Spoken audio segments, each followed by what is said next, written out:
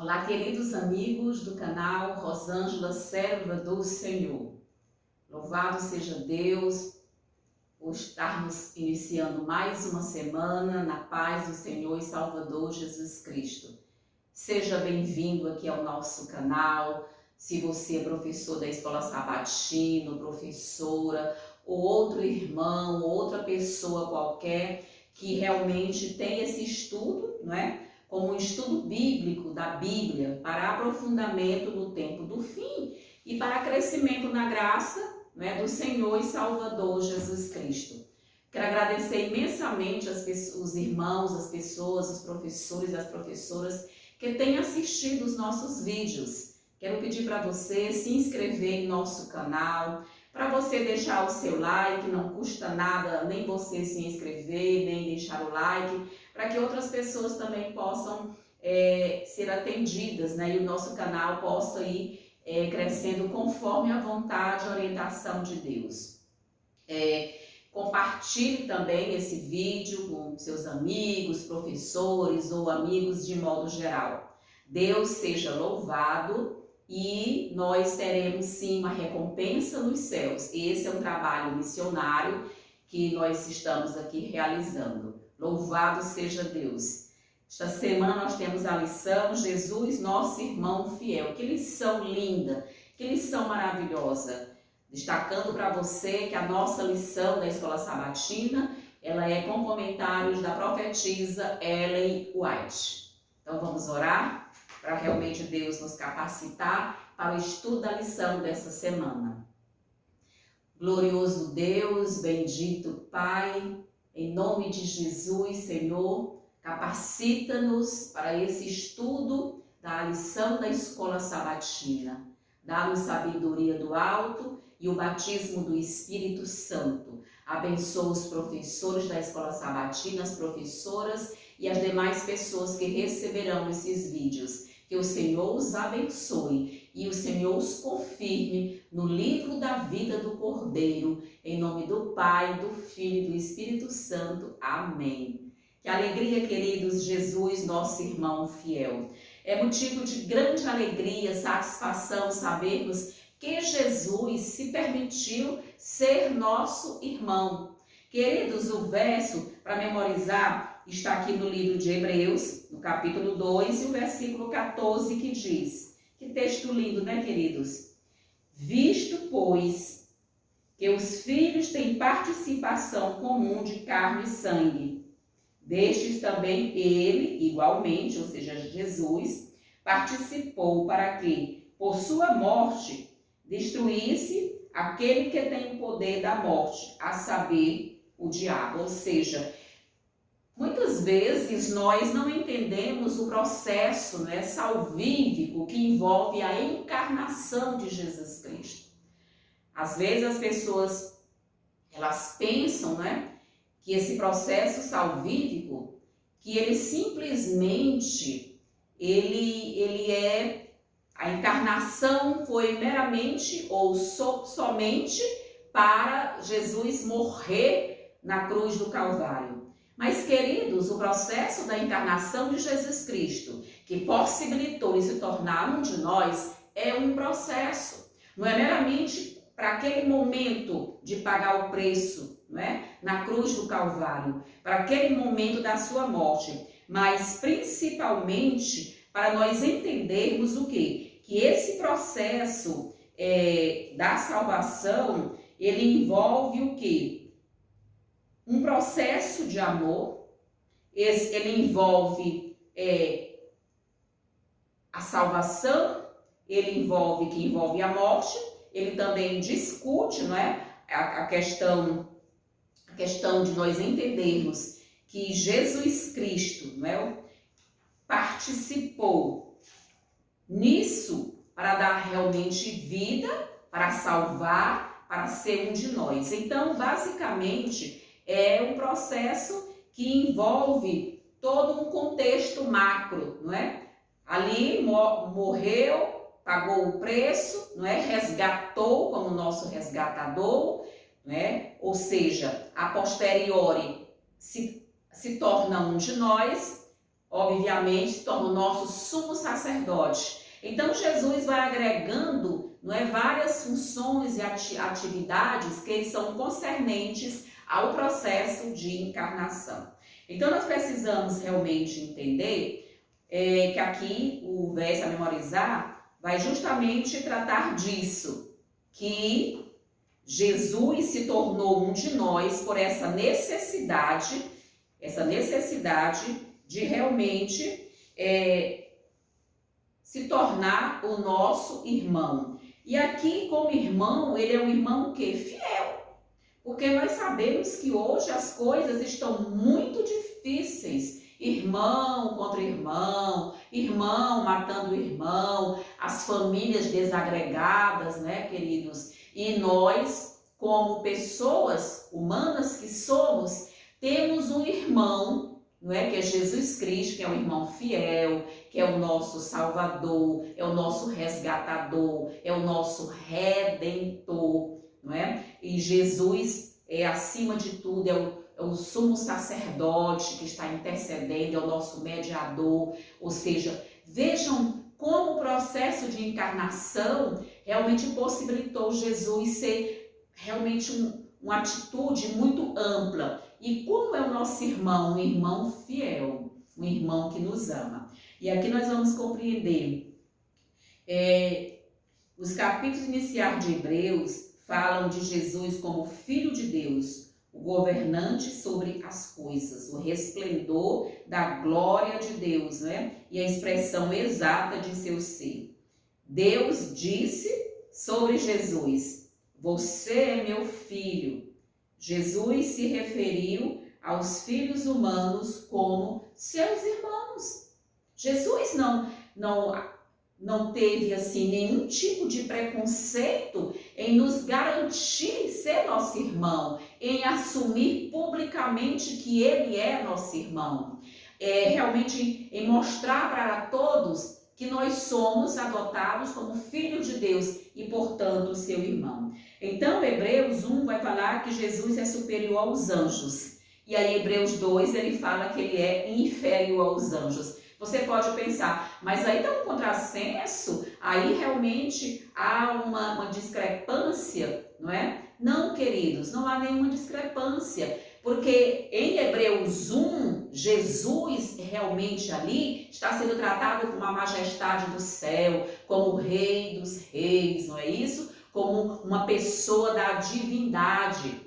Certo? Ele pertence ao trio da divindade celestial, Pai, Filho e Espírito Santo, sendo essa segunda pessoa da divindade, sendo eterno, sendo um com Deus. Mas aqui, para o plano da salvação, quando realmente acontece a encarnação, Jesus é menor do que os anjos. Ou seja, ele se humilhou, não é? A ponto de quê? De ser espetáculo ao mundo, aos outros mundos, ser espetáculo aos demônios, ser espetáculo aos anjos. Satanás achou incrível Jesus se tornar menor do que um anjo, porque a ideia dele, Satanás, é que subirei às mais altas alturas e serei semelhante ao Altíssimo. Esse é o desejo dele. E assim Jesus, a segunda pessoa da divindade, ele faz o quê? Ele se humilha e se torna, no plano da salvação, menor do que os anjos. Então, aqui apresenta a divindade de Jesus.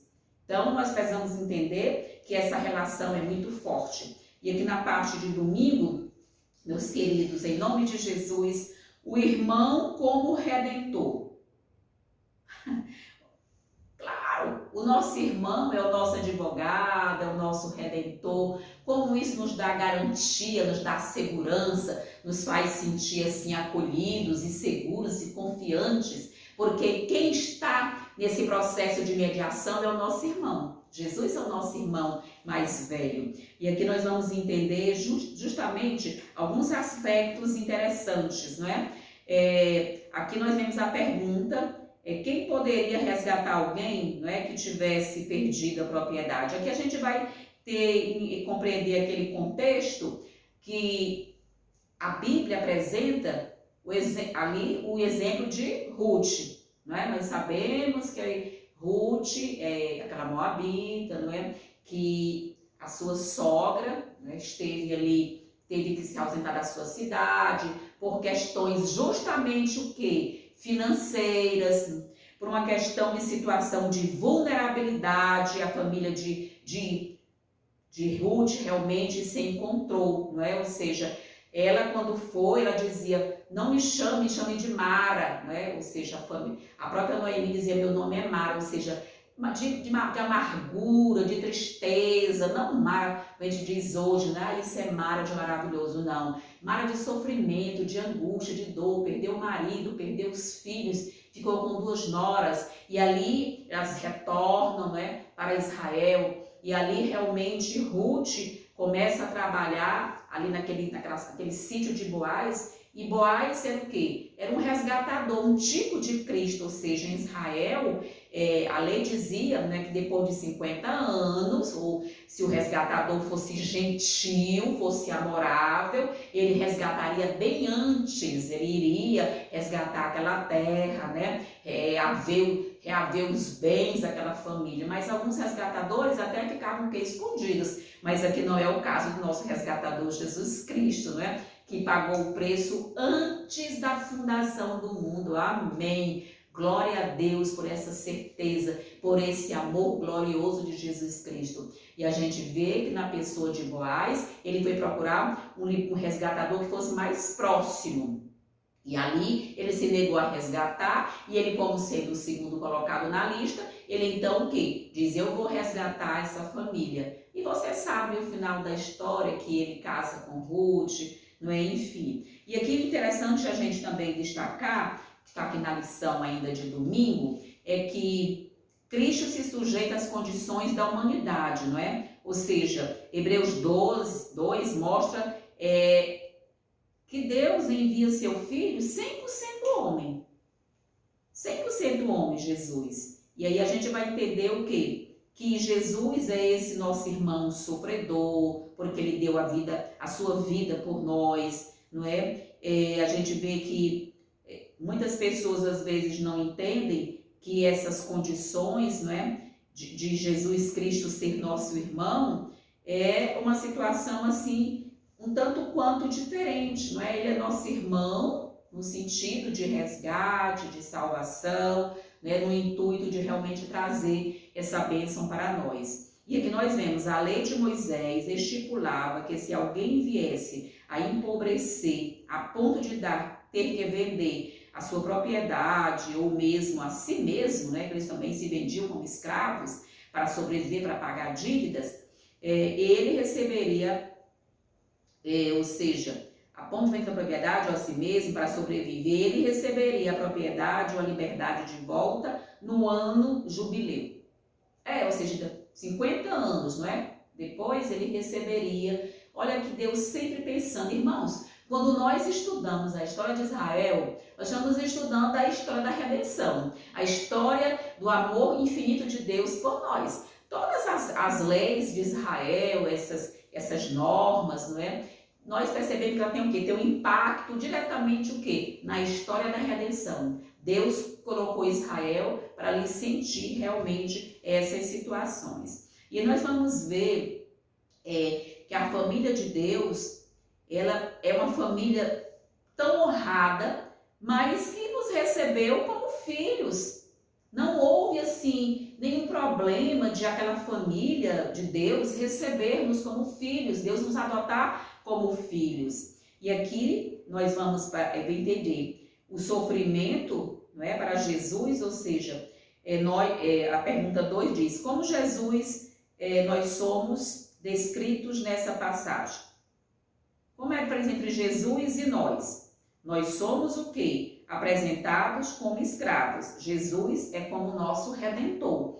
Ou seja, precisamos entender que Jesus, no plano da salvação, se tornar homem, ele é o homem, mas ele é o homem salvador, ele é o homem redentor, ele é o homem sumo sacerdote. O preço aqui por esse resgate, como resgatador, foi o seu sangue, foi a sua morte, a morte de cruz. Ou seja, percebam que ele é um irmão, ele é nosso irmão, mas ele tem o quê? Tem distinções também na sua função. E aqui a gente vai perceber o seguinte, não é?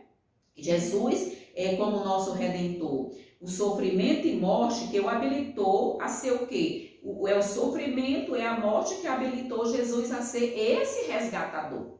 Não foi riqueza, não foi resgate em ouro, não. Jesus nos resgatou pelo seu sangue precioso. E isso é muito importante que nós possamos compreender para cada dia mais amar o nosso Salvador. A passagem nos descreve como escravos, né, do diabo, e Jesus como nosso Redentor. Vejam a diferença. Nós somos escravos de Satanás, não é? Porque nós o quê? Nós fomos contaminados pelo pecado. Nossa natureza realmente é uma natureza humana. E como diz a Bíblia, todos pecaram e carecem o quê? Da graça de Deus. Isso, queridos. Então, nós não temos assim nada a nos vangloriar. E nem Jesus se vangloriou tão pouco, mas ele se humilhou a ponto de ser menor do que os anjos. Quando Adão pecou, os seres humanos caíram sob o poder de Satanás. Quer dizer, desde a queda de Adão, todos pecaram e carecem da graça e da glória de Deus. Jesus adotou nossa natureza humana e se tornou carne e sangue, não é isso? Como nós. Tornou-se nosso parente mais próximo, ou seja, como irmão. Ele poderia o quê? Pagar esse resgate, porque lá em Israel tinha que ser o parente mais próximo a ser esse resgatador. Toda a história de Israel apresenta esses aspectos da nossa redenção. Vamos ver aqui um comentário da irmã White. Essa semana está fabulosa, está assim muito bonita. É interessante que a gente realmente possa estudar com profundidade para nós mesmos, para o nosso crescimento espiritual, para o nosso enriquecimento. Nós estamos para adentrar, não é? Estamos adentrando aqui na última fase da história desse planeta. E vai ser nos requerido o quê? Respostas. Vai nos ser requerido o quê? Conhecimento, para realmente o quê? Defender a causa de Deus, para defender o quê? A honra de Deus, a sua palavra, assim como Jesus fez. E aqui nós vamos compreender o que ela vai dizer. Nas leis dadas a Israel, existe uma bela ilustração das relações de Cristo com seu povo. Quando, por causa da pobreza, um hebreu se via forçado a abrir mão de seu patrimônio e a se vender como escravo, o dever, não é, de resgatar ele e a sua herança recaía sobre o parente mais próximo. Assim Jesus, a obra da redenção para nós e a nossa herança perdida por causa do pecado recai sobre aquele que é nosso parente mais chegado. Foi para nos resgatar que ele se tornou nosso parente. Ou seja, tinha esse intento, não é? Tinha essa finalidade. Jesus precisou ali ter esse resgate, mostrar realmente que o preço foi infinito, o preço foi muito precioso, caríssimo, mais que o ouro de Ofir, mas Jesus ali cumpriu a sua promessa. E aqui o comentário de Armand White continua.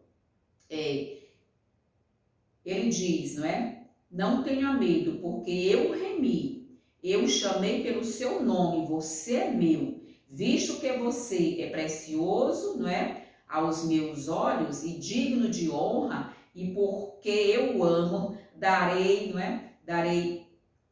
Darei homens por você e povos em troca de sua vida. Amém? Que coisa linda, não é? Jesus ali resgata toda essa humanidade. Muitas vezes nós temos que perceber a importância desse resgate. E a outra questão aqui muito interessante que a gente pode também discutir está aqui na parte de segunda-feira. Não se envergonha de chamá-los de irmão. Como assim não se envergonha de chamá-los de irmão? Queridos, porque eu tenho irmãos que às vezes têm vergonha de apresentar o irmão, não é? Que não teve estudo, que não tem assim um português correto, que tem outra condição. Mas Jesus não se envergonha, não é? De nos chamar irmãos, sendo nós o quê? Pó, sendo cinza, pecadores, não é? No lamaçal do pecado, escravos de Satanás. Então, queridos, é importante que a gente compreenda justamente isso, que Cristo apresentou um nível de esvaziamento tremendo. Jesus se esvaziou completamente, não é isso? Ele realmente é o autor da nossa salvação. E a majestade do céu não tem vergonha de nos apresentar como seus filhos. Perante quem? Perante todas as hostes angelicais, perante todas as hostes do maligno e perante todos os outros mundos que nunca caíram. Quando os redimidos do Senhor entrarem nos céus pelos portais eternos, Jesus vai ser coroado naquele momento e ele vai dizer o quê?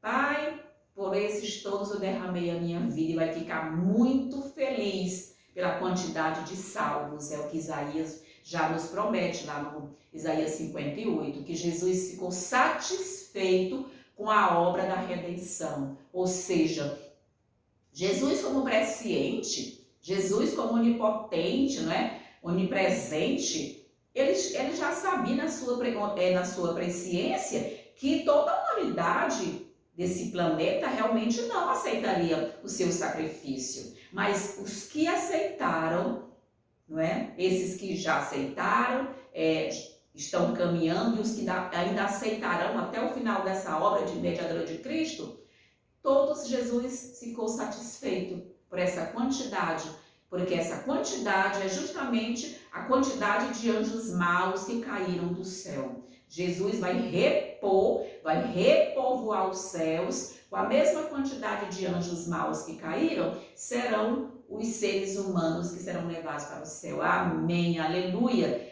glória a Deus, muito obrigada, Jesus, bendito seja Jesus, pelo lindo plano, não é, queridos, da redenção, da salvação. E aqui tem uma pergunta, não é isso? De que forma as decisões de Moisés exemplificam o que Jesus fez por nós? Que coisa mais linda quando você vai ler Hebreus 11, a galeria da fé. Aqueles homens queridos, o que foi para Moisés, não é?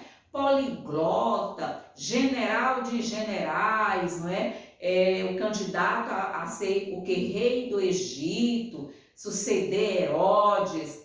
Mas ele disse o quê? Eu estou abrindo mão de tudo isso para o quê? Para estar com meus irmãos, para sofrer com o povo de Deus, não é? Para estar aqui nesse grupo, porque Moisés vislumbrava o quê? Uma herança superior. É o que Moisés realmente almejava, era a herança superior. E hoje as pessoas estão trocando as glórias eternas por bobagens, por lixo que tem nesse planeta. E aqui eu gostaria de trazer você algo assim interessante, para que você realmente possa conhecer. Quando eu era criança na igreja, que nós estamos na igreja desde o ano de 1965, na nossa infância, e ali nós éramos pessoas assim, de poucas condições, não é isso, mas com muita alegria, com muito contentamento, e às vezes ali nós, como crianças, com outros grupos de colegas da igreja,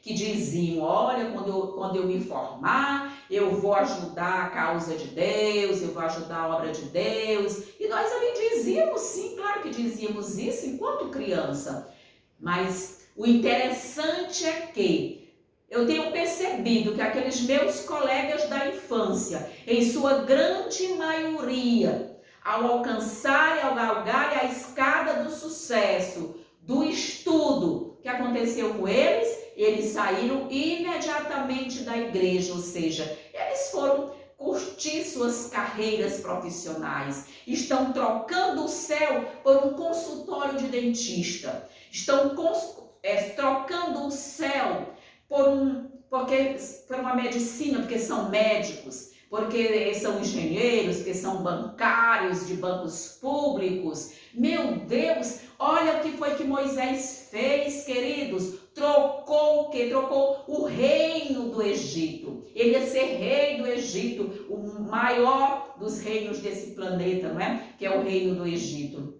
E Moisés disse o quê? Eu não quero participar disso. Queridos, quando você vai aqui compreender como Moisés abriu mão, veja na Galeria da Fé, queridos, veja na Galeria da Fé, você pode ler, professor, professora, ou você, meu querido amigo convidado, para fazer esse estudo bíblico, que você está crescendo na graça e no conhecimento eterno de Jesus Cristo, e quando você estiver diante das dificuldades, da angústia, você vai lembrar de tudo isso, que Deus vai fazer você lembrar, o Espírito Santo vai tocar na sua memória. E aqui o que você vai ouvir é justamente isso. Pela fé, Moisés, apenas nascido, foi ocultado por seus pais. Durante meses, você sabe essa história, né? Porque viram que a criança era formosa. Pela fé, Moisés, quando já homem feito, recusou ser chamado filho da filha de Faraó, preferindo ser maltratado junto com o povo de Deus, a usufruir prazeres transitórios do pecado. É isso. Porquanto considerou o opróbrio de Cristo, não é isso?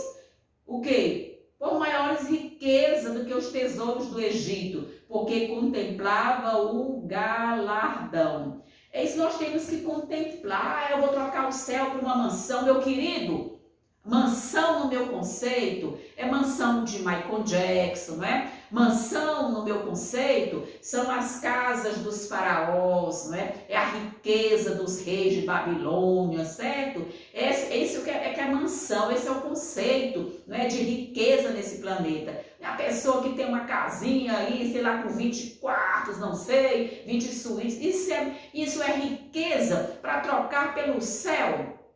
E imagina quem tem apenas uma barraca para dormir na praça, lá na Praça Pedro II, ali tem pessoas que você vai pregar o evangelho, não quero saber de evangelho, trocam os céus para dormir numa barraca de tecido, passando ali sol, passando ali fome, passando ali chuva, frio, por drogas, estão abrindo mão do céu. E esse homem rico, esse sim, conceito de riqueza, não é? Esse aqui de Moisés, ou seja, realmente um precursor ali ao trono do Egito, está na linhagem de assumir realmente o trono do Egito. Esse é o conceito de riqueza. As pessoas têm uma bobagemzinha, uma besteirinha, se acham ricos. Ricos de quê? Rico é Jesus que quer trazer para nós o quê? A salvação, que Jesus morreu para nos comprar, para nos resgatar. E aqui você vê esse exemplo de Moisés, que abriu mão de tudo para realmente o quê? Fazer a vontade de Deus, que abriu mão de tudo, Moisés, para ser realmente o quê? Para sofrer, para viver nesse mundo de sofrimento. E aqui nós vemos o quê? Que Moisés se recusou, né? Ele recusou esses privilégios e preferiu o quê? Ser maltratado com o povo de Deus. Ou seja, aqui Moisés assume também o quê? Um tipo de Cristo. Moisés representa um Cristo, não é? Aqui numa amplitude menor, ou seja, Jesus também abriu mão do céu, não é? Ou seja, naquele momento da sua riqueza, de estar no céu, de vir para esse planeta fétido, violento, não é isso? Com muitas brigas, para estar conosco durante 33 anos e meio, Jesus viveu nesse planeta, para nos dar o quê? Para nos dar a vida eterna, nos dar a glória eterna, aí sim nos dar as mansões celestiais, que são essas mansões que vale a pena a gente trabalhar, e não coisinhas, consegue ali um carrinho melhor, sei lá, até um carro importado, e aí fica com bobagem, achando que isso é relevante perto do céu. Isso, como diz o apóstolo Paulo, é refúgio, ou seja, isso aí é lixo perante a glória que está diante de nós. Não perca. Professor, escuta isso em sua classe com seus alunos, para mostrar a grandeza da vida eterna, da glória do Senhor Jesus. Então, daqui diz, não é? Você já imaginou o que significou isso? Queridos, olha aqui quem era Moisés, aqui no pequeno texto da irmã White.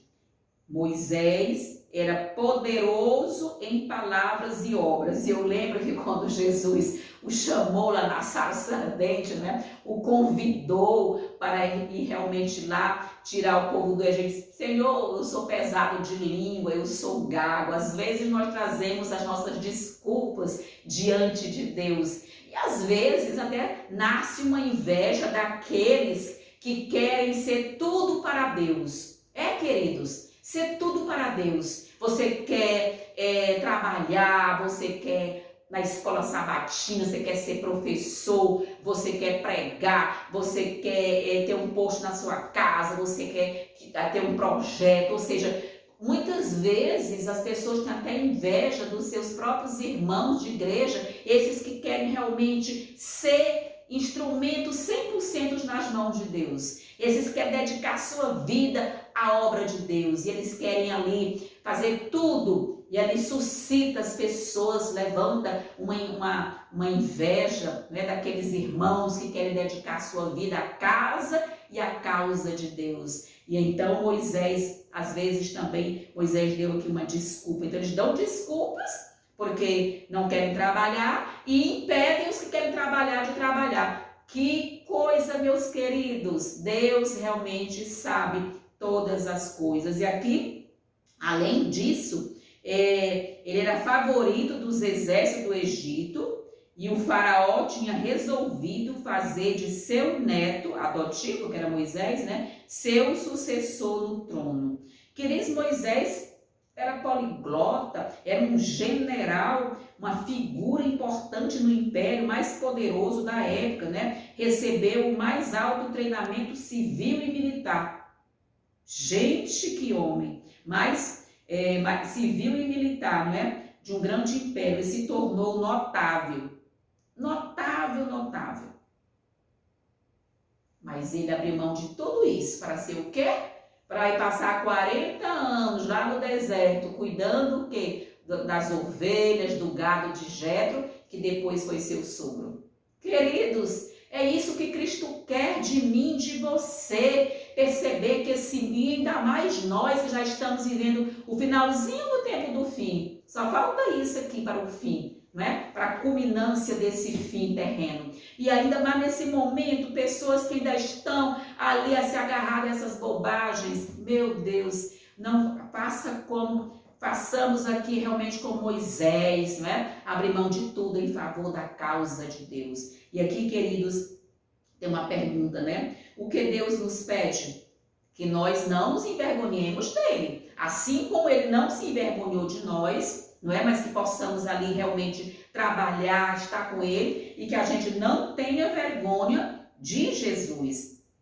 Eu, às vezes, tenho visto, inclusive, fazendo um link com a pergunta anterior, muitos amigos meus que ao chegarem na universidade, ao ouvirem falar do evolucionismo, das teorias de Darwin, para ouvirem falar que a Bíblia é um livro escrito por homens, né, que o mito Adão e Eva, o mito história do dilúvio, eles começam a ficar tão céticos, eles deixam de acreditar e começam a negar Jesus. Começam a quê? A ter vergonha de Jesus, a ter vergonha do Evangelho de Jesus, a ter vergonha de assumir que aqui são as verdades bíblicas, é a palavra do Deus vivo.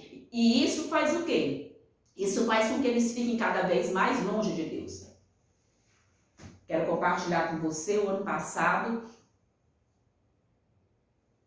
eu encontrei com um amigo já de longas datas, amigo de igreja, ali na igreja, fervoroso, e esse amigo já leu a Bíblia mais de 10 vezes, não é um grande estudioso da Bíblia, mas estava tão cético, tão desacreditado das coisas de Deus, e nesse momento, queridos, que a pessoa se envergonha de assumir as verdades bíblicas, nesse momento que a pessoa tem vergonha do Evangelho, acha o Evangelho loucura, deixa de pregar com intrepidez, de falar com intrepidez, o diabo começa o quê? A fazer o cerco e vai semeando o que na sua mente? Semeando discórdias e dúvidas. E esse amigo já tinha até tentado suicídio. Por quê? Porque se permitiu deixar sua mente nas mãos do inimigo. Mas quando você, não é? Quando você assume Jesus Cristo, quando você perante toda a humanidade diz que você é adventista do sétimo dia, ou um cristão, que você acredita nas Santas Escrituras, que você acredita sim, né, na história da criação, no princípio de todas as coisas, que você crê que Deus fez que fez o mundo em 7 dias, que não há essa evolução, as pessoas realmente acham que você é o quê? Que você é um certo débil, né? Que você é retrógrado. E aí as pessoas têm vergonha de explanar a sua crença. E Jesus disse, não nos envergonhemos dele. Foi um pedido que Jesus fez. Depois de sofrer perseguição e rejeição, muitos dos hebreus começaram a se sentir envergonhados de Jesus. E aqui, por suas ações, alguns correram o risco de expor Jesus à zombaria em vez de honrá-lo.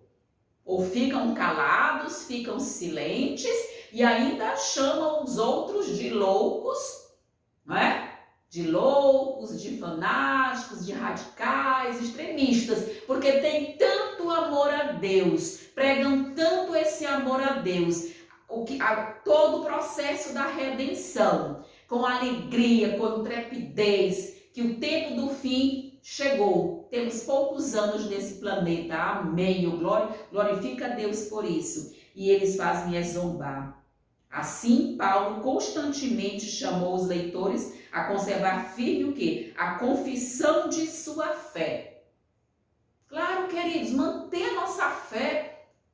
Ou será que as loucuras que eu ouvi quando eu fazia doutorado, algumas teorias, algumas filosofias, eu disse, Senhor, não se preocupe, meu Senhor Jesus, porque eu estou firmado na rocha. E cada dia com oração, cada dia com estudo das Santas Escrituras, do Espírito de profecia, é que nós podemos o quê? Estar firmados na rocha e sentir segurança, não é? E dizer com o apóstolo Paulo, aquele que está em pé, cuide para que não caia. De que maneira? Se mantendo cada dia renovando os seus estudos, cada dia renovando a sua fé, cada dia colocando, entesourando as santas palavras de Deus, as santas escrituras, as palavras que Jesus proferiu. E aqui ele continua, Deus quer que reconheçamos Jesus como Deus e nosso irmão.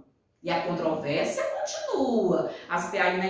Eu tenho acompanhado a internet, alguns grupos, e a controvérsia continua. Jesus é Deus, Jesus é Filho, Jesus é um Deus menor, foi gerado, e o inimigo aproveita esse momento, não é? Para ir o quê? Para ir cerceando a fé das pessoas. Queridos, vejamos aqui o que a irmã White comenta, aqui realmente na parte de segunda-feira, e nós vamos compreender basicamente aqui algo que a gente precisa ter confiança. Moisés estava preparado para se destacar entre os maiores líderes da terra. O homem estava designado para ser um dos maiores líderes desse planeta. Não é qualquer pessoa que diz, porque eu sou médica, porque eu tenho um consultório, porque eu atendo, atendo o Obama, que coisa, que bobagem. Porque eu sou dentista, eu tenho um consultório, atendo muitas pessoas. Porque eu sou professor da universidade, não sei da onde. Queridos, Moisés estava destinado a ser um dos maiores líderes dessa terra, para brilhar nas cortes, né, do mais glorioso dentre os reinos e para empunhar o cetro do poder. Isso é que é poder.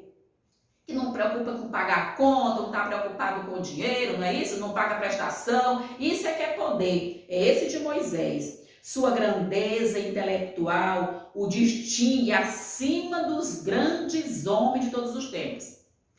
Você entendeu? que Moisés tinha uma grandeza intelectual que excedia os homens, aos grandes homens de todos os tempos? Queridos.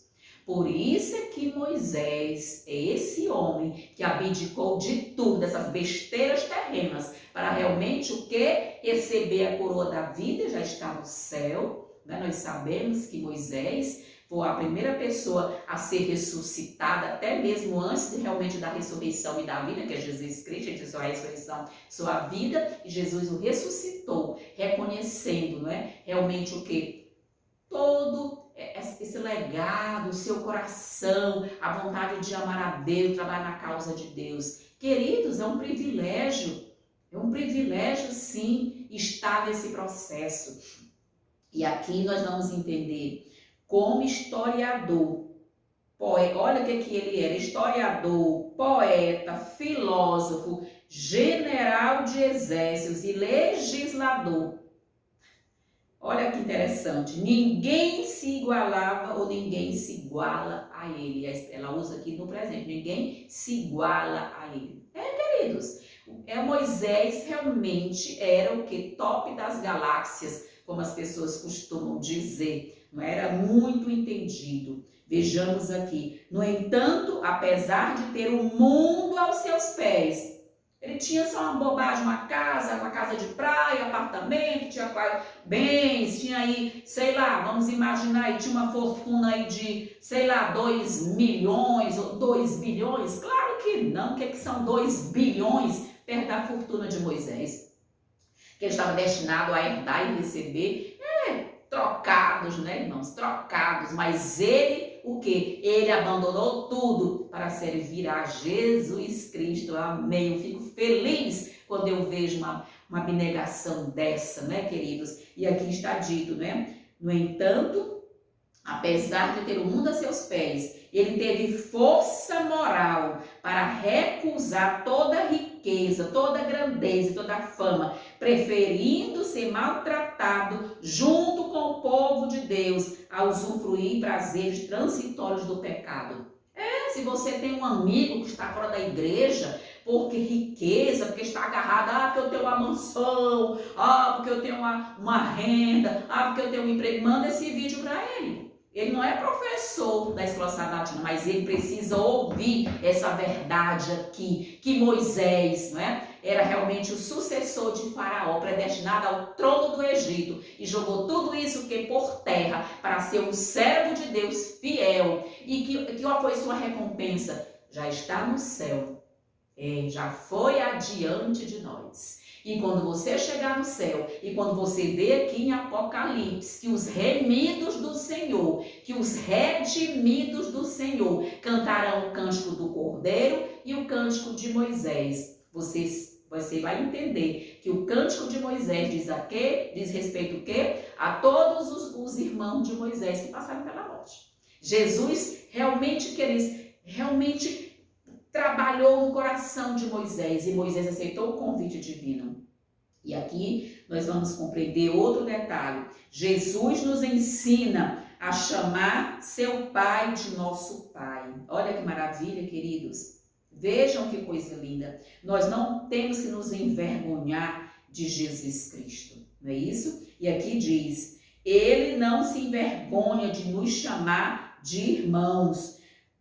Tão pronto e tão ansioso é o coração do Salvador para nos acolher como membros da família de Deus, que logo nas primeiras palavras que devemos usar ao nos aproximarmos de Deus, Jesus nos ensinou o quê? Pai Nosso. Lembra quando os discípulos, Senhor Jesus, nos ensina a orar? E Jesus disse o quê? Pai Nosso. Se dirijam a Ele. Pai do céu, Pai Nosso, Paizinho querido, Pai de amor, Pai de misericórdia, em nome de Jesus me aceita. E assim que nós oramos, chamamos o nosso Deus, não é isso? De Pai. Então, queridos, é algo lindo, é maravilhoso nós compreendermos que Jesus não se envergonha de nos chamar realmente de irmão. E Moisés também não se envergonhou de Jesus. Todo mundo considerou ele um louco, um fanático, um radical, um extremista. Meu Deus, esse tá doido, tá lunático, coloca esse homem, né? Está com esquizofrenia. Não, irmãos. É a opção que nós fazemos. É o legado espiritual que Deus está construindo em nosso coração. É isso que vale a pena. Amém. Vamos aqui avançar para a parte de terça-feira, que nós realmente vamos ver algo assim realmente muito bonito. Essa lição desse trimestre tem sido linda e maravilhosa e confortante para realmente nos trazer o que? A alegria da salvação em Jesus Cristo. E aqui diz, carne e sangue como nós. Aqui nós sabemos que talvez seja o tema mais discutido da Bíblia, talvez seja o tema mais controverso da Bíblia, é o quê? É a natureza humana de Jesus Cristo. Queridos, mais uma vez eu vou aqui reiterar, a natureza humana de Jesus Cristo é de uma ordem que no nosso plano aqui, né, de pecado, é impossível você entender plenamente a natureza de Jesus Cristo. E sabe qual é o conselho da profetisa Ellen White? É para que nós tenhamos muito cuidado nas especulações acerca da natureza de Cristo. Ela diz que quanto a esse assunto, silêncio e eloquência. Muito embora ela dê vários caminhos, né? Uma noção bastante ampliada acerca da natureza de Jesus. E aqui a lição vai comentar, Hebreu diz que Jesus adotou a natureza humana para que pudesse, por o quê? Pudesse nos representar e morrer por nós. Ou seja, irmãos, aqui no livro de Hebreus, nós temos 303 versos. Desses 303 versos aqui do livro de Hebreus, 303 versos, 54 dizem o quê? São referências ao Antigo Testamento, ao Velho Testamento, ou seja, o apóstolo Paulo se referenciou no Antigo Testamento para garantir a deidade de Cristo, para garantir o sacerdócio de Jesus Cristo como nosso sumo sacerdote, para garantir que Jesus é nosso irmão, para garantir que Ele é nosso Redentor, que Ele é o Rei dos Reis. Ele traz as referências do Antigo Testamento. Embora Paulo tivesse outras leituras, outros conhecimentos que pudessem também ratificar e corroborar os seus escritos, mas em sua humildade, não é? Ele trouxe o que ele trouxe, as palavras do Pai, as palavras de Deus, para escrever aqui a sua epístola aos Hebreus. E nós precisamos realmente ter essa garantia. Ou seja, aqui manda a gente ler esses versos e pergunta, olha só, a que debilidades da natureza humana essas passagens relacionam à expressão carne e sangue? Claro, queridos, a natureza humana tem suas debilidades, nós sabemos disso, que nós temos debilidades, muitas debilidades. Nós somos o quê? Nós temos fraqueza. Claro, nós temos o quê? Muitas vezes nós precisamos ter momentos de tristeza, de choro, não é isso? Nós precisamos entender que Jesus teve suas limitações. Nós também temos nossas limitações, não é? Ou seja, Jesus como homem, tirando a sua deidade, ele como homem ele teve suas limitações, suas fraquezas, suas angústias, seus medos. Vocês lembram da oração dele? Pai, 3 vezes, se possível, passa de mim esse cálice. Ali era o quê? Ali era carne e sangue falando. Era o quê? Era um traço da natureza humana que ele detinha como homem. E ele ali, como um de nós, ele realmente o quê? Mostrou que nós como humanos sofremos, choramos, temos dificuldades. E qual é a grande história da redenção? É que ele não sofreu para nos dar força, não é? Nos dar ânimo para passarmos por esses momentos difíceis. Então, Paulo fala de forma tangencial sobre o que? A natureza de Cristo. Não pense que o apóstolo Paulo tratou assim em profundidade acerca da natureza divina. Não. Paulo aqui, como ele tinha vários aspectos para tratar aqui no livro de Hebreus, ele só tangenciou, ou seja, falou de maneira superficial da natureza de Cristo. Eu nunca entrei em detalhes, em debate acerca da natureza de Cristo. Por quê? Porque eu entendo que Jesus é meu Salvador, que ele é 100% homem, ele é 100% Deus. Para mim isso basta. Eu não vou prescrutar a natureza divina, eu não vou trazer para a minha cabeça questões que podem me conduzir o quê? A não acreditar no Jesus homem e no Jesus Deus, ou seja, no Jesus 100% homem e no Jesus 100% Deus. Quanto mais você começa a colocar essas questões na sua mente, tentando, eu estou estudando, você nunca vai compreender isso 100%. Nem 100% na glória. É para estudar o quê? Nos anos da eternidade lá nos céus. É lá que vamos estudar e compreender ainda vagamente acerca o quê? Da encarnação de Jesus e acerca o quê? Da sua natureza humana.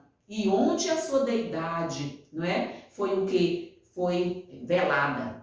É isso que é importante a gente estudar e reconhecer e acreditar 100% que Jesus é um de nós, é o nosso irmão mais velho mesmo. E aqui, Jesus também, queridos, a expressão carne e sangue, o comentário diz, enfatiza a fragilidade humana. E Jesus adquiriu essa fragilidade humana ao se tornar um de nós. Adquiriu essa fragilidade humana. Jesus chorou, lembra? Jesus chorou, Jesus sofreu, Jesus sentiu dor, entende? Tudo isso por quê? Por amor a você e amor à minha pessoa, por um amor glorioso a cada um de nós. E aqui nós vamos entender basicamente isso.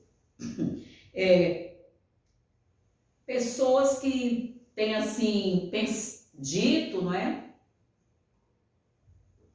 Eu sou cristão, eu estudo. Irmãos, cristãos caixinha de promessa, aquelas caixinhas que vem com aqueles versículos que você abre ali, tira um texto e lê, isso é ser cristão em pleno século 21, isso é ser cristão, isso é querer estudar, não é? Ter um pouco de convívio com as santas escrituras, com o espírito de profecia, para entender o quê? Para procurar entender um pouco da natureza divina e o quê? E ser saciado com o conhecimento que você adquire dessa natureza divina. É isso, queridos. As pessoas querem ler um versículo da Bíblia ou querem pregar nos nossos púlpitos um versículo da Bíblia e acham que isso é o quê? Que isso é estudo. Queridos, estão super neófitos, são os super neófitos, ou seja, ainda continuam tomando leite. Eles não têm assim, não permitem que Jesus seja seu o quê? Seu professor. Não permitem que o Espírito Santo seja o seu professor. E quando as dificuldades vierem muito em breve, eles são o quê? Eles serão vazios. Eles estarão como as virgens nécias, não é? Ou seja, não tem nenhum conhecimento. E nem vão receber, sabe o quê? Língua de intrepidez. Por quê? Porque não estudaram, estão vazios. Não existe de você falar em Deus, falar da história da redenção, contar a linda história do Calvário, a linda história do céu, sem você ter esse conhecimento de causa, de você sentir isso, de você viver, de você ter certeza de quem é seu Salvador, de que você tem relacionamento vertical com Jesus, relacionamento horizontal com seus irmãos, mas vertical com Jesus diariamente. E não é para ler um versículozinho da Bíblia, não, é para você estudar em profundidade. Queridos, e aqui nós vemos que Cristo, inclusive muitos estudiosos da Bíblia, muitos escritores da Bíblia, inclusive o salmista. Veja aí o Salmo 22. Será que quem escreveu o Salmo 22 foi Jesus? Claro que não, né, queridos? E aqui no Salmo 22, o que nós vamos perceber? Vamos perceber aspectos da vida de Jesus. Salmo 22 aqui vai nos falar, vai nos mostrar aspectos da vida de Jesus, ou seja, momentos da vida de Jesus. Acompanhe aqui no Salmo 22, que coisa linda. E quando você estuda, você diz, esse aqui está tratando da história do meu Jesus. Veja aqui, Salmo 22, versículo 1 diz, Deus meu, por que me desamparaste? Porque se acham longe de minha salvação as palavras, não é? Quem é que disse isso? Deus meu, por que desamparaste? Jesus Cristo. Esse chamado é o sofrimento e vitória do Messias. Esse é um salmo messiânico. Vejam quantos anos antes, não é? Aqui, o nosso querido Davi escreveu esse salmo. Quantos anos antes da primeira vinda de Cristo, da sua morte, ele já fazia o quê? Já tinha essa visão do sofrimento de Jesus. Inspirado por quem? Pelo Espírito Santo de Deus. Então vejam que Jesus, a história da redenção está o quê? Escrita com o sangue de Cristo, de Gênesis a Apocalipse. E aqui você vai ver a continuidade aqui que diz, vejamos aqui, eu coloquei para você ver algo interessante aqui do versículo 6. Vejam, mas eu sou verme, não é? E não homem, opróbrio dos homens e desprezado do povo. Todos os que me veem zombam de mim. Quem foi esse que foi zombado, que os homens meneavam a cabeça? Lembra daquela frase? E livrou os outros, não livra a si mesmo. Se tu és Deus, desce daí. Para que mais zombaria do que isso com o nosso Salvador Jesus Cristo? Para que mais zombaria? E aí o salmista continua dizendo, confiou no Senhor, livre-os agora. Salve, pois, se ele nele tem prazer. Queridos, realmente essa é a história da redenção aqui, da cruz, Davi falando desse momento.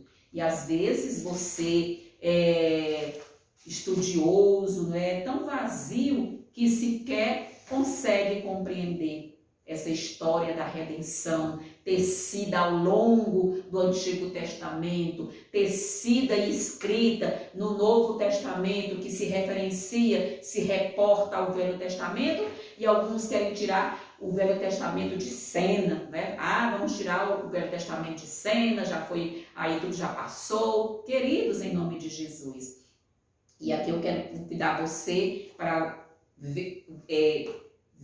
ouvir o que a irmã Maite fala, justamente aqui na parte de terça-feira, sobre carne e sobre sangue. Ela vai dizer o seguinte, né? Foi a natureza humana do Filho de Maria transformada na natureza divina do Filho de Deus? Ela está na pergunta. Claro que não, queridos. Não. As duas naturezas fundiram-se misteriosamente numa só pessoa. Dois pontos, ela continuou, o homem Cristo, né? Que pessoa é essa? O homem Cristo Jesus. Você quer entender isso, como isso aconteceu? Vai ter o quê? Problemas de esquizofrenia. Vai ficar louco, não vai entender. Porque isso aqui só se entende pelos olhos da fé e sabendo que somente na glória é que isso vai ser o quê? Esclarecido. Eu não tenho condições de entender toda essa encarnação, porque ela é um processo, eu não tenho como entender essas questões. Ela continua dizendo, Ellen White, nele, ou em Jesus, habita corporalmente toda a plenitude da divindade. Ponto final. Você precisa compreender, entender e aceitar isso pela fé. De que maneira? Quando Cristo foi crucificado, foi sua natureza humana que morreu. Onde é que um Deus vai morrer? Nunca um Deus pode morrer. Morreu ali o que? A natureza humana. E para quê? Para ser um de nós, para nos dar força, para ser o nosso mediador, para ser o nosso sumo sacerdote, para entender nossas carências, nossas necessidades. Por isso se tornou um de nós. A divindade não sucumbiu, nem morreu. Isso teria sido o quê? Impossível. Isso é impossível. Cristo, aquele que é sem pecado, salvará todos os filhos e filhas de Adão, que ele é o segundo Adão, que aceitarem a salvação que lhes é oferecida, consentindo em se tornar filho de Deus. O Salvador adquiriu com seu próprio sangue a humanidade caída.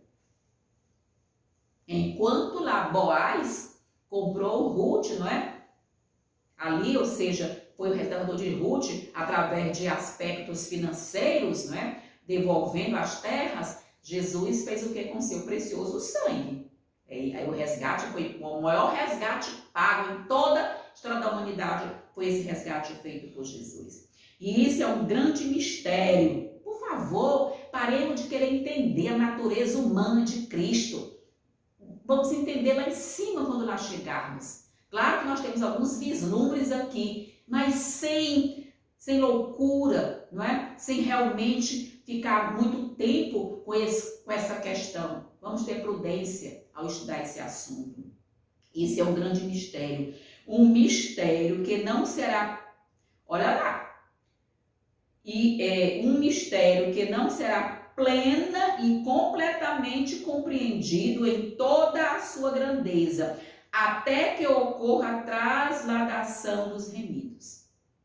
Não vai ser o quê? Ninguém vai entender isso em toda a sua grandeza, em toda a sua plenitude. Estuda, mas temos poucos vislumbres, parcos vislumbres. Não é porque você é doutor em teologia, porque você tem que estudar. Não. Isso aqui é o quê? É onde Deus deixa você chegar. Você vai até aqui, a sua compreensão humana vai até aqui. Certo? E aí Ellen White continua dizendo: então serão compreendidos o poder e a grandeza e a eficácia da dádiva de Deus ao homem, mas o inimigo deseja que essa dádiva seja tão mistificada que se torne uma nulidade. Não, ele não é Deus, não. Não, esse é o Filho de Deus, ele é menor do que Deus, ele faz parte da hierarquia lá no céu, ele é menor do que Deus.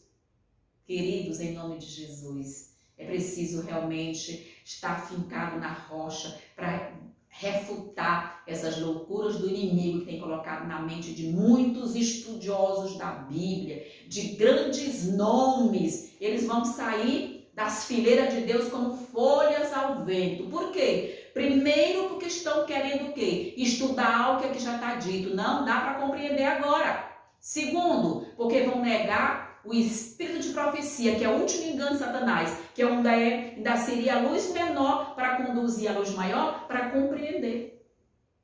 Não é? E você refuta e você fica então sem base para ter, no mínimo, uma pequena compreensão desse mistério da piedade, da encarnação, de como Jesus é 100% homem, tem a natureza humana e ele é 100% Deus. E Ellen White aqui continua dizendo: os mistérios da redenção, que abrangem o caráter divino humano de Cristo, sua encarnação e sua expiação pelo pecado, poderiam empregar, não é?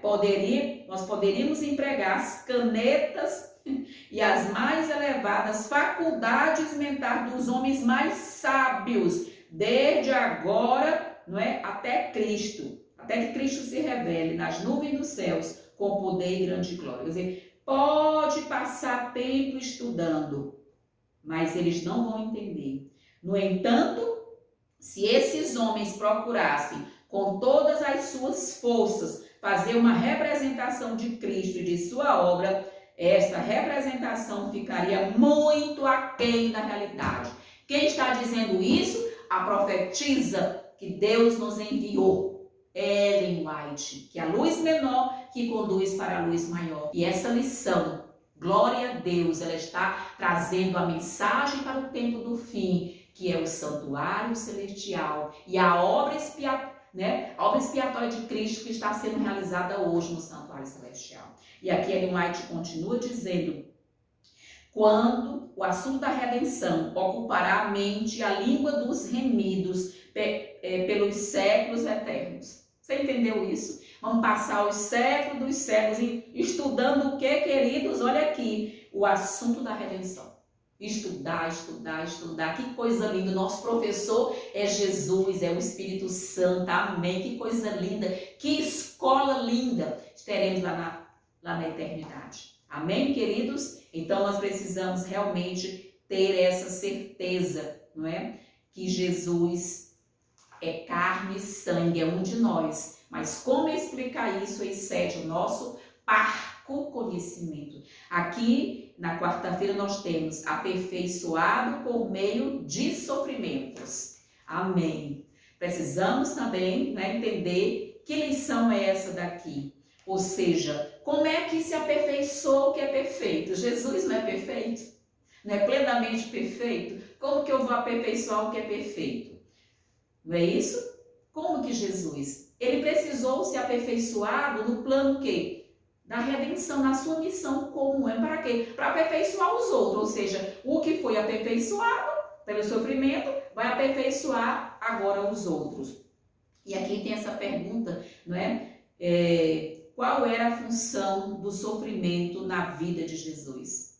Esse aperfeiçoamento, irmãos, não é? Jesus passou por esse aperfeiçoamento, que era o quê? Era uma aprendizagem da obediência. E aí você questiona, como um Deus pode aprender a obediência?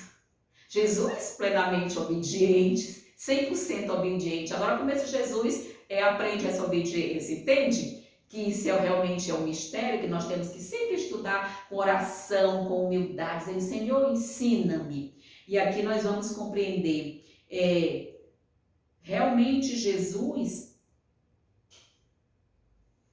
passou por esses sofrimentos para o quê? Para poder ser o nosso galardoador, para ser o nosso intercessor, para ser o nosso mediador. Precisou se aperfeiçoar para nos aperfeiçoar. É a revelação da sua misericórdia.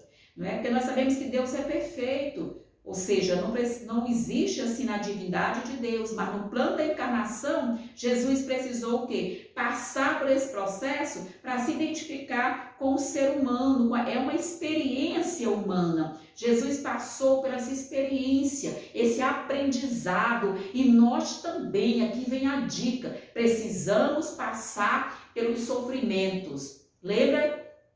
Que está profetizado que nós vamos passar pelo crisol, ou seja, vamos ser moídos, vamos passar pelo fogo da fornalha. Para quê? Para sermos cada dia aperfeiçoados em Cristo, porque só o sofrimento também vai o quê? Nos transformar. Nós vamos compreender qual é a tua oração, meu querido professor, querida professora, irmãos de modo geral, é dizer, Senhor, me batiza no sofrimento de Cristo. Amém.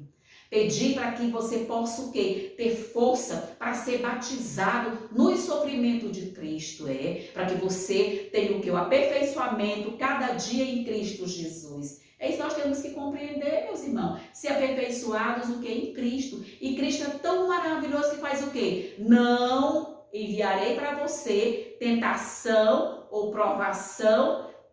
Aliás, Jesus não envia tentação para ninguém, retificando, né? Não enviarei para você o quê? Tentação.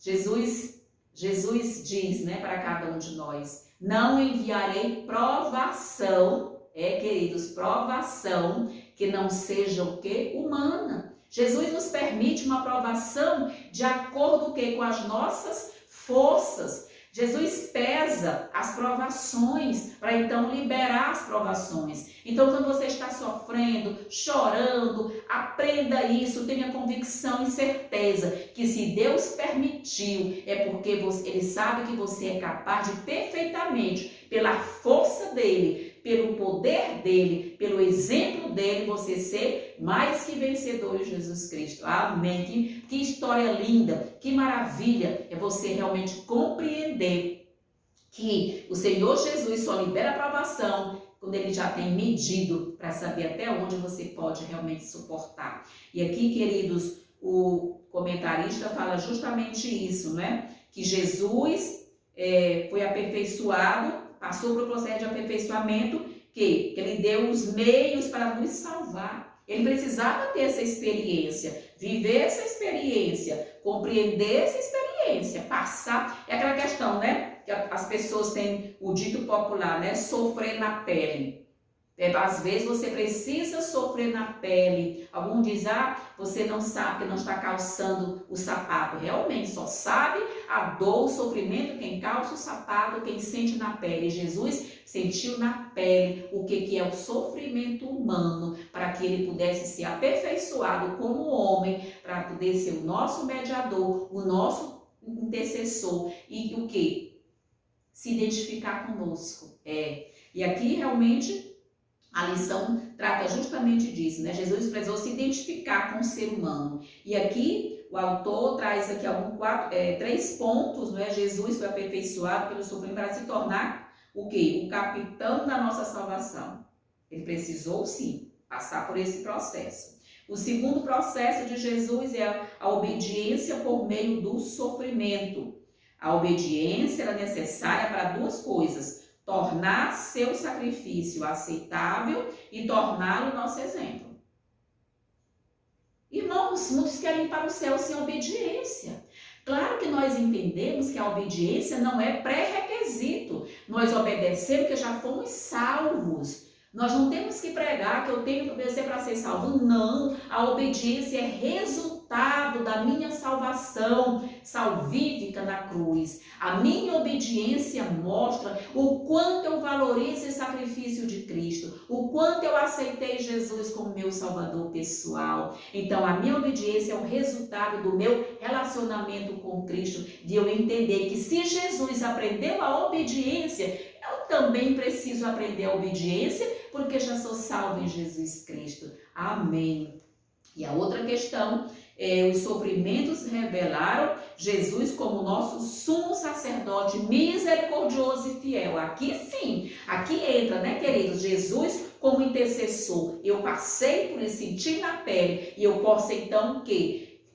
Enviar poder, enviar o quê? O meu amor, lutar pela salvação. Pai, por este eu derramei o meu sangue. Enviar o Espírito Santo, enviar o Consolador, ele disse, e você receber esse Consolador, porque o Consolador coloca Jesus em seu coração. O Consolador, o Espírito Santo, gera cada dia. O Espírito Santo tem a função de gerar em sua vida a natureza santa de Jesus. Amém. Você vai sendo gerado cada dia, santificado pelo poder do Espírito Santo que Deus emana em seu coração. E aqui, queridos, nós precisamos compreender o processo da encarnação, né? Ou seja, a encarnação teve vários propósitos. Jesus se tornar um de nós. Primeiro foi a cruz. Primeiro foi pagar aquele preço ali na cruz. Então, quando Jesus se permite ser homem, se aperfeiçoar em sofrimento, não é isso, irmãos? Ser obediente. Como que Jesus passa por esse processo? Para realmente o quê? Primeiro, poder morrer naquela cruz do Calvário. Segundo, ele veio revelar o quê? O amor do Pai. Ele veio para revelar. A redenção tinha esse propósito, Jesus revelar o amor do Pai. Filipe, quem me vê a mim, vê o Pai. Ponto final. E por fim, falar o quê? Falar aos homens. Jesus veio falar aos homens, ter com os homens, estar com os homens, conviver com os homens dia a dia. Queridos, Jesus teve esse processo de estar ali passando por esse momento de convivência com os homens, para levar todos aos céus. E esse é o propósito de Deus, conduzir a humanidade para o céu. Infelizmente, as pessoas não querem aceitar Jesus como seu Salvador. Infelizmente. E que nós vamos compreender, não é? Aqui na parte aqui vamos ver aqui na parte de quarta-feira, aqui no Face, irmão White, ou seja, nos comentários de Ellen White, nós vamos perceber o quê? Aqui na parte de quarta-feira. O Filho de Deus veio voluntariamente para realizar a obra da expiação. Somente Cristo estava o quê? Livre das reivindicações da lei para empreender a redenção da humanidade pecadora. Ele tinha poder para depor a sua vida e para o quê? Reavê-la, ou seja, retorná-la. Há poder em Jesus Cristo para isso. Eu dou a minha vida para reavê-la, para retomá-la, porque Jesus é Deus, é 100% Deus. Aqui na parte de quinta-feira, nós vamos estudar o irmão como modelo. Como somos felizes de ter Jesus como nosso modelo, o nosso exemplo, né? Jesus passou por todos os caminhos, trilhou esses caminhos que nós deveremos também trilhar. E aqui nós vemos a pergunta, não é, de Hebreus 12, 1-4, que diz, segundo o apóstolo, como devemos correr a corrida espiritual da vida cristã. Queridos, essa corrida da vida espiritual, da vida cristã, tem que ser referenciada pela corrida que Jesus fez. Ele é o pioneiro dessa corrida, ele é o exemplo dessa corrida. E nós temos que ver que temos que trilhar essa corrida com perseverança, não é? Com abnegação, entende? Assim, com renúncia pessoal, para fazermos realmente a vontade de Deus. Tendo Jesus como nosso exemplo, nosso modelo, e olhar sempre para Jesus. Às vezes a gente quer olhar para um pastor, para um líder, para uma pregadora, para um pregador. Não, irmãos. O nosso exemplo é Jesus Cristo. Amém. O nosso modelo é Jesus Cristo. Nos compete olhar firmemente para Jesus o tempo todo. Dia a dia estarmos olhando para Jesus. Em todas as circunstâncias da vida, estarmos olhando para Jesus Cristo, né? Que ele é realmente o autor e o consumador da nossa fé. Quando nós dizemos que Jesus é autor da salvação, ou seja, o papel de Jesus ele é muito distinto do ser humano. Apesar de Jesus ter a natureza humana, mas ele é distinto de nós. Por quê? Porque ele é o autor da salvação. Foi por meio dele que nós adquirimos a possibilidade de adquirirmos a coroa da vida eterna, pelo sacrifício de Jesus, pelo sangue de Jesus, pela mediação de Jesus, pela obra de Jesus e pela carreira que Jesus Cristo fez aqui durante 33 anos e meio. Jesus não gastou seu tempo com anedotas, com piadas. Para você ter uma ideia, Jesus nunca sorriu aqui nesse planeta Terra. Durante 33 anos e meio, Jesus não deu um sorriso, mas ele também não tinha um semblante fechado, carrancudo, zangado. Não, ele tinha um semblante de simpatia, de altruísmo, mas não gastou tempo, não é, com anedotas, com sorrisos, não é, queridos? Mas chorou muito. Sofreu muito por cada um de nós. Então, esse papel é distinto, não é? Porque nós vimos que em Hebreus 11, ali o apóstolo Paulo apresenta o quê? A galeria da fé. Ou seja, dos homens que lutaram, dos homens realmente que sofreram ali na galeria da fé. Não é? Pela fé fizeram o que? Tiveram essa obediência através da fé em Jesus Cristo. E aqui nós vamos ver depois que no capítulo 12, o apóstolo Paulo apresenta Jesus como esse autor e consumador da fé, da nossa fé. Ele não é apenas o modelo a ser seguido, mas ele é o cumprimento da fé. Jesus veio para fazer esse cumprimento da fé. E é importante que a gente entenda isso. Aqui a lição de quinta-feira traz aqui um comentário que diz: nessa passagem, Jesus é a culminância, não é, de uma longa lista de personagens, de exemplos da fé. O texto chama Jesus de autor e consumador da fé, ou seja, ele é o fundador também dessa carreira, né? Pode ser traduzido como pioneiro. Jesus é o pioneiro.